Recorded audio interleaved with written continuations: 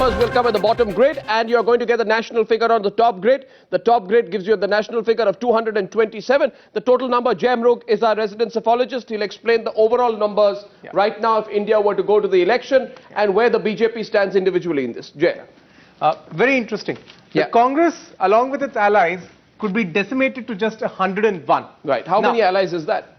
It's just 5 of those allies. Okay. You have the RLD, you have the NCP, and a couple of other smaller parties countering to that. So 89 plus those adding to 12 gives 101. 89 to the Congress party individually? Yes. How bad is that historically?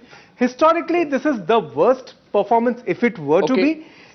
Traditionally, whenever the Congress has lost an election, one of the geographies, either the south, the east or the west, has supported the Congress. And in this figure that we are seeing here of 227, 202 is that of the BJP. So there are 25 from the allies. And how does that compare to the BJP's? Is this the best ever performance individually by the BJP in its history? Yes, this is the best ever performance by the BJP in its history. The best was 1998 when it had 182 with a 25.1% vote share. Right. It had the same number in 99, but the vote share was lower. Now the question everyone's asking is, 227 puts the NDA 45 seats short of the halfway mark. Will they get that? But let's go to 3 states to answer. I have a question which everyone's asking. They're asking you, Jay, that is this the most optimistic scenario for the BJP, NDA, or is this the most pessimistic scenario? Let's go through 3 states and you answer that question. Absolutely. Right? Absolutely. Should we look at the projections and the patterns of voting, for example, in Uttar Pradesh, in Bihar, and let's pick Maharashtra, for example. Absolutely. 3 big states. And then we'll try and get an answer to that question. Let's pull those graphics out, please, if we can. Let's first look at the graphic there on your screen of Uttar Pradesh with 28 seats. Right? 28 seats. 28% vote share. 28% vote share. And it's projected to win 34 seats with this 28%. Right. The BSP is a tad behind at 25. With that, it's projected to win 21 seats. Right. The SP is again a tad behind the BSP at 23. No, so is this can Mr. Modi do better than this, than 28%? Yeah. See, the magic about this first past the post system and a state like Uttar Pradesh. This is the number in UP. For example, what we are seeing, just look at this graph very quickly. This is where Modi gets appointed, right, as the Prime Ministerial candidate somewhere out here. And you see an immediate jump which is going up to 34 seats. 34 is a fantastic performance. The BJP has gone up to about 54, 55 seats in, I think, one of 1998. In 1998 when Vajpayee was Prime Minister. So there is scope to grow. Far beyond this. They've got 58 seats. Right. 57. So that included Uttarakhand. 57 by 85. So let's ask Sava. Sava, you think it can grow beyond this? I do, Arnab. I think there are 2-3 things. UP has given, in the assemblies, they've given fairly decisive verdicts since then, both for Mayawati and for Akhilesh. And the disenchantment with Akhilesh is very abrupt. It's very great over there. So you think the... And I want to say one thing about Mr. Modi in Uttar Pradesh, where since May, June, I've been talking about a growth and I've written about it extensively. And is that the old BJP is relevant only up to a point here. Modi in Uttar Pradesh is having that, it's a different thing. Modi in Uttar Pradesh is having the effect of almost a Kejriwal new factor effect in Uttar Pradesh. Because the old BJP is completely finished, completely discredited. So it's very interesting, and there's another condition which is ripe for his growth, is there is a certain level of polarization in Uttar Pradesh also. And that all of that helps Modi, and the level of disenchantment with the Akhilesh government and with Mayawati just some time ago. And I also believe, Arnab, that it's going to be hard, even though logically BSP should do well. The problem is that when the BSP does well, it also got a bit of the upper caste vote, which right now it is not in a position to get. So let's just go through a couple of other states. We're looking at Uttar Pradesh. So the overall thesis is that this is not an over-optimistic scenario for Mr. Modi. He can actually end up doing much better than that, right? Now let's go across to, which state do we go across to next? Let's go to Bihar, right? Let's pull out the graphic for Bihar and try and understand. Because Bihar, we are projecting here, and Navika and Ashok, I'd like your view on this.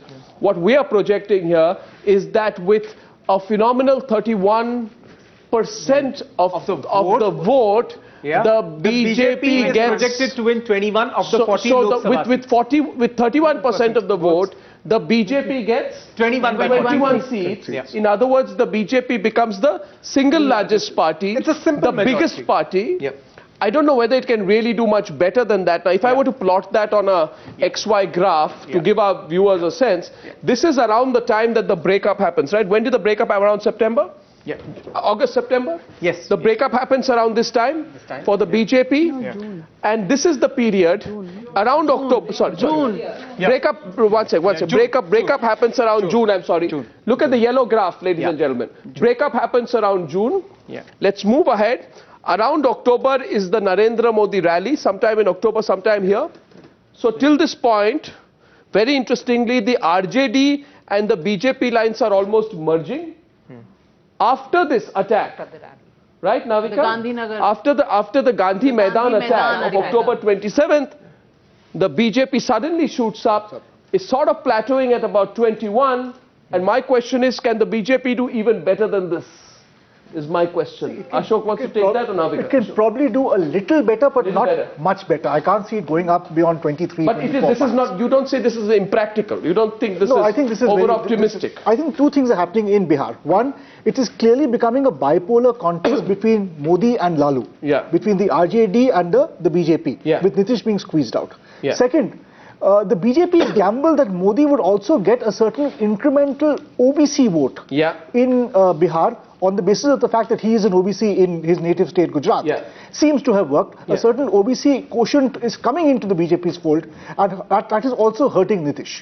That's, it could be the best case scenario as far as the BJP in Bihar is concerned. In UP, of course, it's not the best case scenario, because in UP, the present survey gives only 3 seats lost between 2009 to now to the Samajwadi Party. But after Muzaffarnagar, the revulsion against the Samajwadi Party is much more. And that, I think, is the advantage that the BJP still probably can pick up in the months to come. But, you know, the state which I found very interesting and intriguing, and, you know, I did say at about 8 o'clock today that in my assessment, anti-incumbency only works against the UPA Congress. Regional parties are not affected, whether it's parties in states or elsewhere. And I found personally Maharashtra very intriguing. Very intriguing. Because in Maharashtra, everything went against Uddhav. But you have a good alliance, right?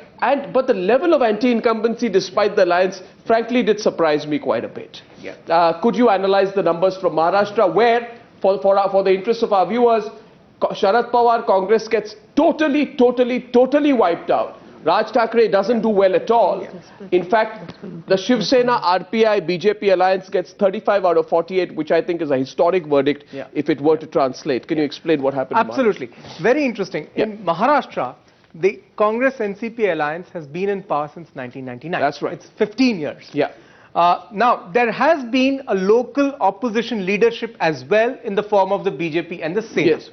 I think what the arrival of Mr. Modi has done is to catalyze the anti-incumbent vote, which was sitting silent, dormant for the last 15 years. That's right. Into a huge lead for the Sena-BJP alliance. And that's exactly what has happened. Therefore, even amongst the MNS voters, you find a 93% preference for Mr. Modi as a Prime Minister. And that is producing these huge numbers.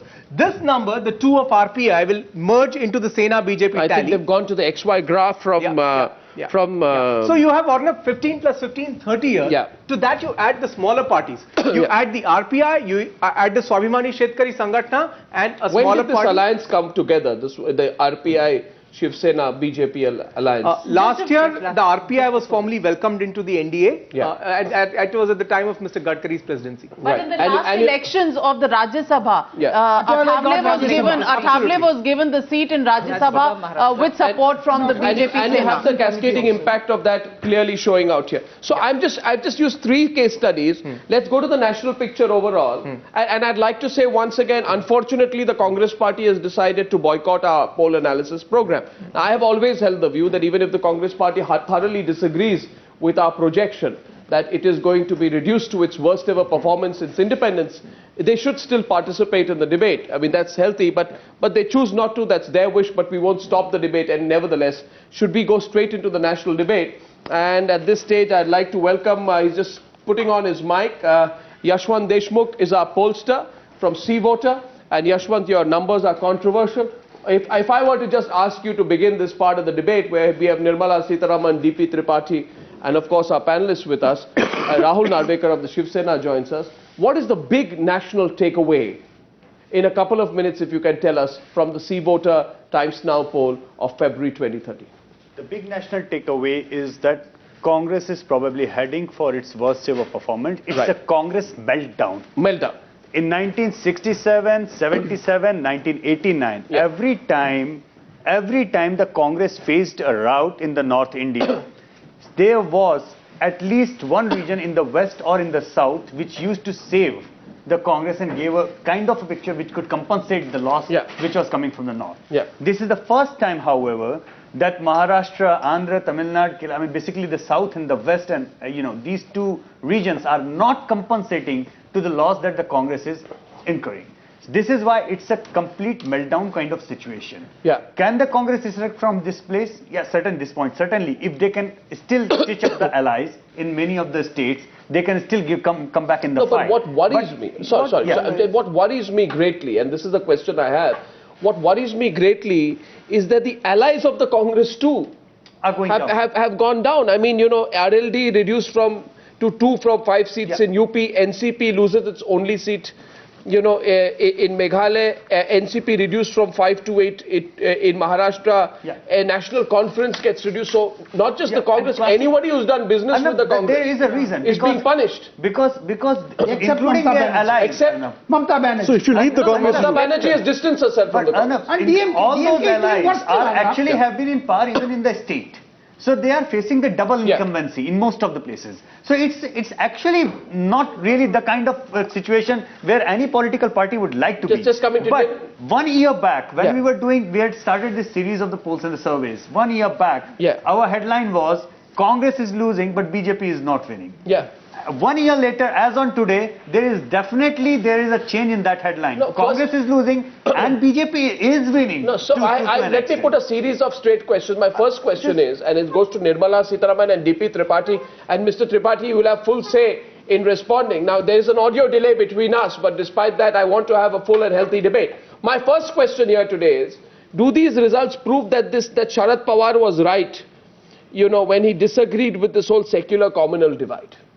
There is this strong attempt that has been built up by the Congress party that the election before or after, this can be a potentially lucrative divide for us. In your view, Nirmala Sitharaman, that fundamental strategy of secular versus Congress seems to be failing, in my view. Completely, you're right. You are absolutely right. And Congress party, as is usual with them, is trying to resort to that, to bring that onto the center stage of debate. And that's not going to work. Today, the voters are looking for transparent, corruption-free, good leadership, and also opportunities to improve. And that they don't see coming from the Congress table. And therefore, given the fact that they don't have answers on corruption, given the fact that they failed on many of the critical issues like the price rise, I think the debate remains centered on development and development-related issues, opportunities for everybody, and not on communal politics. Kumar Ketkar is in our studios in Mumbai. Mr. Ketkar? You agree with that? By and large, I would agree with that, and I would say that Congress is facing disaster very clearly. And 89, I was surprised. I thought they would give something like 80 or less than 80 figure to Congress, which I expected. And in Maharashtra, I think I totally agree with the figures given. It can be 2 more here, 2 more there. I don't think Congress is going to have good performance in Maharashtra at all. It is not just anti-incumbency, it is fatigue against Congress in Maharashtra, including that of the ruling alliance. So I don't think Maharashtra Congress is likely to do better. And nationally, I think I would personally, if I was doing without any survey, any analysis, I would give Congress something like 77 to 82. No, so Sonia, sorry, excuse me. So I agree with Jay. And also Yashwant Deshmukh. By and large, I agree with Jay and Yashwant Deshmukh that Congress is facing perhaps history's worst disaster ever. No, so this whole strategy, Sonia Gandhi says this election will be a battle for the preservation of our age-old secular traditions, etc. I mean, she's got the whole election wrong. She's read the election wrong, hasn't she? I mean, you think she's read the election wrong, Ashok, when she's pushing the line? There's a larger picture we have to look at. May 27 this year is the 50th anniversary of Pandit Nehru's death, which when it happened was a great tragedy. 50 years after the great man dies, the Nehru-Gandhi dynasty politically faces an existential crisis. Yeah, but they've not got the... You want to plot an election... This is their worst performance. No, it is their worst performance, but are they even in touch with the reality? Having seen the Congress working from PV Narasimha Rao days onward, I foresee a very dangerous situation for Congress. What dangerous situation? That it may split. It may split. And the dynasty rule in Congress, the mother, son, daughter, daughter, son, mother, son, daughter will end. Because it is going to be a very disastrous performance.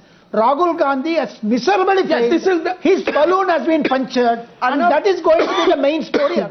Can I just say one thing about the secular communal? My other question was Rahul Gandhi. You see, now this election, Navika, is happening after a total elevation of Rahul Gandhi. There's nothing more that the Congress party can do. After that, this is the result. How much will it weigh on Rahul Gandhi and the Gandhi family?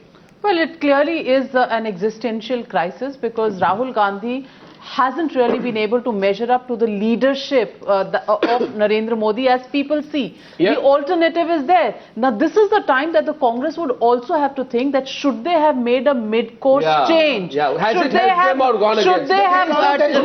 Manmohan Singh? There is no should time they have brought, have they left it to now? There is no time. So is it something that they are paying for? Is it something that they are paying for that they did not take a decision on Manmohan Singh earlier? Let's hear from the NCP. No, let's hear from the NCP. Let the NCP tell us. What? About Rahul Gandhi. Do you feel Rahul Gandhi has failed as a vote catcher about Rahul and Gandhi. cannot serve as the glue? No need for that. But if you look at the elections in 5 states recently held, the leadership of the leading political party of UPA, that is the Congress, has to share that responsibility. And I don't think the Congress party leadership has shirked that responsibility. But would you allow me to talk about the survey, or should we discuss only this? Yeah. I first ask you. No, go ahead. Whether I should talk about the numbers overall. I have seen all the numbers, but I am saying it very briefly, 2-3 points. One, since 1989, there is no wave at the national level in elections. And even if you look at the CVoter survey, even if I entirely agree with that survey of Yashwant, who is Yashwant in many ways, anyway, so I would still say that according to this survey, the non-NDA parties are 316, and the NDA is 227. So where is the wave for NDA? They are not even getting a simple majority. If they are not getting a simple majority... Okay, one minute, very over-optimistic. No. Okay, one second. I'll tell you, D P Tripathi is a very experienced man. Of course. And look at his experience. I'm going into a break. He's so experienced that I asked him a question about Rahul Gandhi. And you know why he avoided? Because he knows that Sharad Pawar has refused to work under the leadership of Rahul Gandhi. And that's why he avoided the question on Rahul Gandhi. I'll come back. I'll come back and ask you a few more questions. The Shiv Sena is also on with us. We look at the big national picture. Whether the NDA can reach 272, where will it get the 45 seats from? Back in 3 minutes. Welcome back now. We have the overall numbers which show the NDA 45 short of the halfway mark. We also asked a few basic questions to give a sense of how people are thinking. Now, one of the questions CVoter asked was, this is very relevant, who are you most angry with? Given a chance to change any one of the following, which one would you like to change? Maximum number of people today are reflecting their anger with the centre and not with the state government. Comment? Yes, and this is very clear. And for the last 36 months in a row now, basically we do every week after week our tracking, This particular question, and there is one more question which I'm sure that you will bring along very well of the issues. I believe this is something which has been there. And there is no ambiguity on this thing that who is to be blamed for what particular So there's tremendous anger with the central government. And it's in line with the previous polls that we did, where it was Manmohan Singh's popularity rating that was pulling the Congress draft down. Continuously. It's perfectly in line. Let's pull out a few more slides here, which I think give the big picture quite nicely. Our second question coming your way will be... This is very important. And what will be your primary concern when voting for the 2014 Lok Sabha polls? And Yashwant tells me that these two figures of corruption and price rise, economy, performance of sitting MP, these are the most... So this government to Arnab, they have remained there for last 36 months, week after week. So you know the arrogance of the Prime Minister when he said that, you know, corruption, so what about the scams? I got elected once again. Dr. Manmohan Singh, do you know what you're talking about? This country is voting you out and voting your party out because of corruption and price rise. You know, I think he failed to read the line out there, Navika. He's going to have to pay for this. Absolutely, and even the Congress will need to pay for it because they've stuck on with the same group of people. And they didn't change it. Despite the charges. and this entire blatant way of saying that, you know, 2G happened, you know, not because of me, coal blocks happened not because of me, the buck never stops at me. That's something that the Congress will be paying for. Distance. No, arm's length doesn't... These type of phrases they use. Well, let's look at the next question we asked. Who do you think is the most suitable candidate for the post of Prime Minister? Jay? I think the most astounding is this number increasing? Is not this. I mean, this is quite increasing. I think Vajpayee had touched 60% in 2004. Mr. Modi seems headed towards that 60%. I think what is really disturbing is an upstart formed a year and a half ago is now nearing this number of almost more than 100-year-old party. This is really tragic for the Congress party. It's really tragic, isn't it? For the Congress. They propped up Arvind Kejriwal. They supported Arvind Kejriwal. Let me get a comment in from you know, Rahul Narvekar, who is there. Rahul Narvekar, we also asked another question. Will it help if Priyanka Gandhi plays a more active role in politics? Right? Many people think yes. I don't know what you think, but there are a lot of people. So the moral of the story is nobody seems to be enthusiastic about Rahul Gandhi. But there are some people who believe that if she comes in, she can maybe change the fortunes of the Congress party. Now, I know you disagree with that. That wardrobe luggage will be there, Arnab. Well, one second, Rahul. Let's get Rahul in on that. Well, to my mind, there's absolutely nothing that can save the Congress party.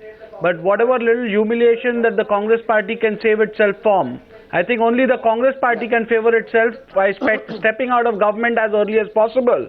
Because the longer they stay in there, the more damage it's going to make to that party.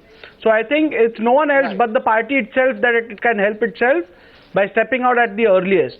Number two, if you look at the state of the Congress party today, other than Karnataka and Assam, there is not a single state in this country where the Congress party is the single largest party.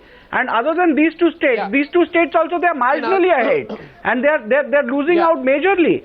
So this is a pan-India phenomenon. It's in the north, it's in the south, it's in the east, it's in the west. So there is very little that anyone can do to save this party now. Right. Well, so you know the story is fairly dismal. Kumar Ketkar, these 4 questions, in my view, reflect one simple thing: the Congress party needs to change its leadership. There is a loss of faith in Rahul Gandhi. There is complete disappointment with Manmohan Singh, and you know there's something drastic which the Congress party will have to do. But in your view, is this result today a best case scenario for the BJP? Because Yashwant and I have been debating this through the day. Is this a best case scenario for the BJP or a worst case scenario or a realistic scenario for the BJP? Kumar Ketkar is no fan of the BJP. What would you say? I think it is the best case scenario for the BJP and the worst case scenario for Congress. And if the leadership question was important, they should have changed the leadership long time ago. On your channel, I once said that Dr. Manmohan Singh should have resigned. On your channel only I said that, and I repeat that. Not only that, I had said at one point of time that actually Parliament should have been dissolved earlier. If Parliament was dissolved earlier, even today's fiasco would not have happened. So I think Parliament was going steadily down, Congress was going steadily down, UPA was going steadily down, and I don't simply understand why the party could not see the signals. They were clearly written on the wall. But I am totally surprised and shocked. I am anti-BJP as you say, I am anti-Modi as you say. That may be true or may not be true. Of course I am anti-BJP, of course I am anti-Modi, but that is not the reason why I am saying this. My being anti-BJP or anti-Modi does not color my assessment. My assessment is based on actual perception of the reality. Actual perception of the reality is that Congress is losing rapidly. It was losing rapidly. Actually, ever since Arnab movement 3 years ago, Congress began to lose and they never recovered ever since the Arnab movement started. Okay, one second, Nirmala. Kumar Ketkar says this is the best case scenario, the best possible case scenario for your party. I don't agree. Make the argument in factual. Very clearly, between now and the polling, there are about 100 days. And the rate at which our campaign has picked up momentum, we are yet to even to peak. So I think we are going at a good speed, and we are likely to gain more and more momentum, and therefore that 45, which is being projected as the number short of the 272. What can the Congress party do to change? There are two other things. Because they want, see, no party likes to curl up and die. No, that's right. So what do you think your competitor can do to change? One or two things. The points that you have shown as those which Deshmukhji clearly said, you know, have been in the last 6 months consistently on the top. Yes. Corruption and price rise. Both the points on which the Congress has remained in a denial mode, they are not accepting it. And linking to the point that you had earlier said about Mrs. Sonia Gandhi trying to bring in the communal agenda, is because that is the kind of smoke screen with which they want to save their skin. And all that is definitely not going to help the Congress. And finally, this particular point of resorting to a change in the leadership just so that Rahul is not being accepted, but maybe Priyanka will not sell, because people today do not want that dynastic Congress. Yeah, Arnab, I just want Congress could get its alliance factors correct, you know. They could still have a tie-up with Mayawati in Uttar Pradesh. I totally agree with you. You know, I mean, there is that chapter is completely open. The RJD tie-up is still in the works. There is a BSP tie-up which is possible. No, Jagmohan Reddy. I want to say one thing. I think strategically, even though you have an advertising campaign on, because I know this for a fact, they haven't even made an effort to initiate any talks with Mayawati. Lalu and Paswan are still Mayawati talk to them? Will Mayawati Let's presume she doesn't, but they should be begging her right now. They haven't done that. They haven't initiated the Paswan people. They haven't really begun anything there. But I want to say one thing. Besides Rahul Gandhi, who seems to be in a world of his own, and he, you know, has a little campaign going and all of that. Strategically, the Congress party leaders are all playing the desertion game. Some are headed to the Rajya Sabha. They know they are losing this election big time.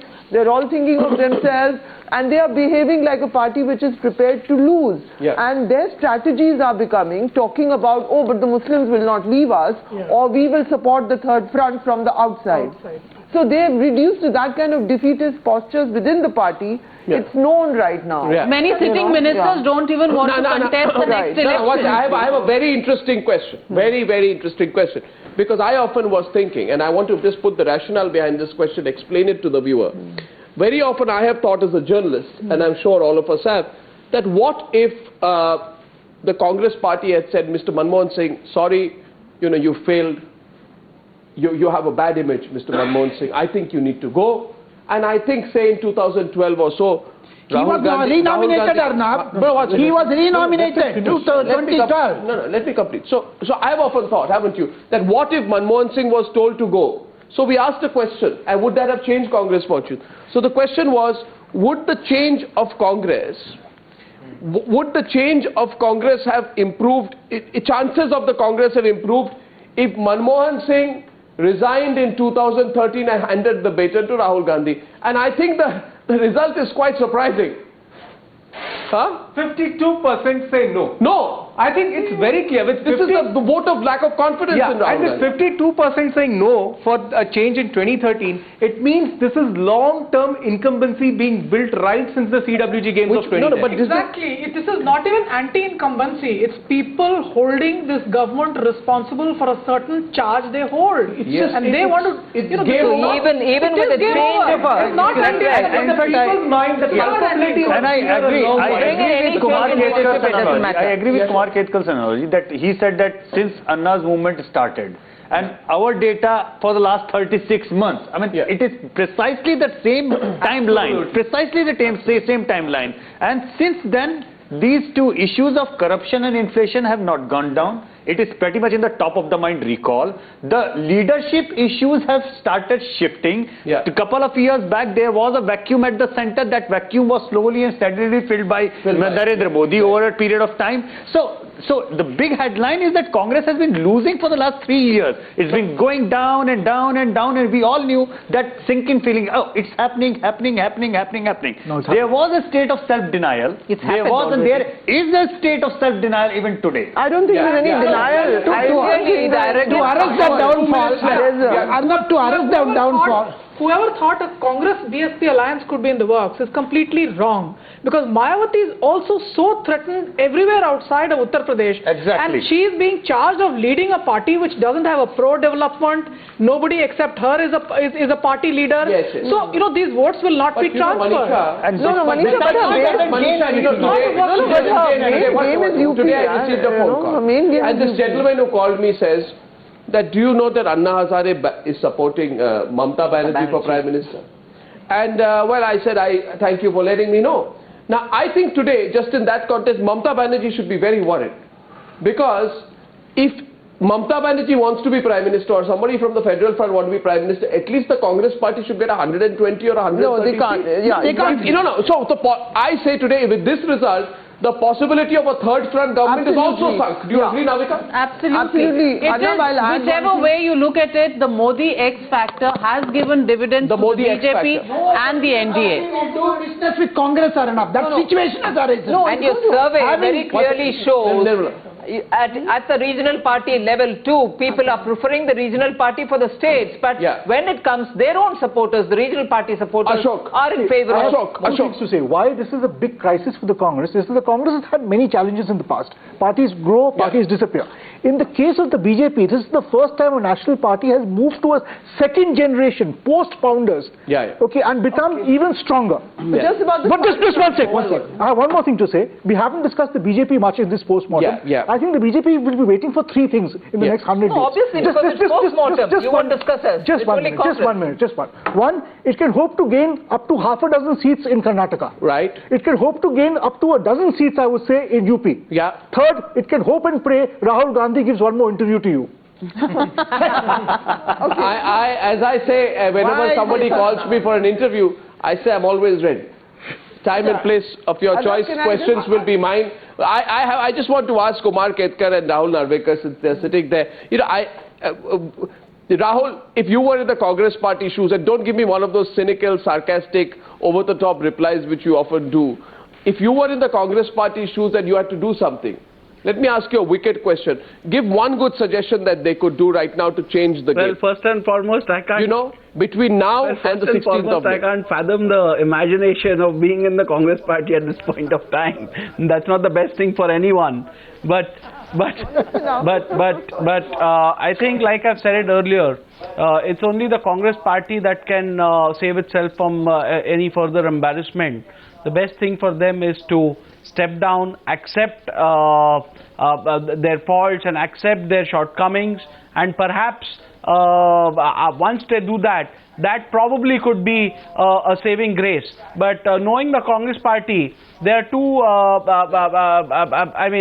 they're definitely going to shy away from that. Let me ask you the same question. Yeah, actually, it is more complacence on behalf of the Congress which they should have given up long time ago. And what they should do, unfortunately for Congress, they have not taken me as an advisor. That is their unfortunate decision not to take me as an advisor. My upfront position has always been anti-Modi and anti-BJP. That does not necessarily mean that I approve of everything that Congress does or everything that congressmen do or everything that UP has done or Congress has done. That's a misconception. But the point is what Congress failed to do.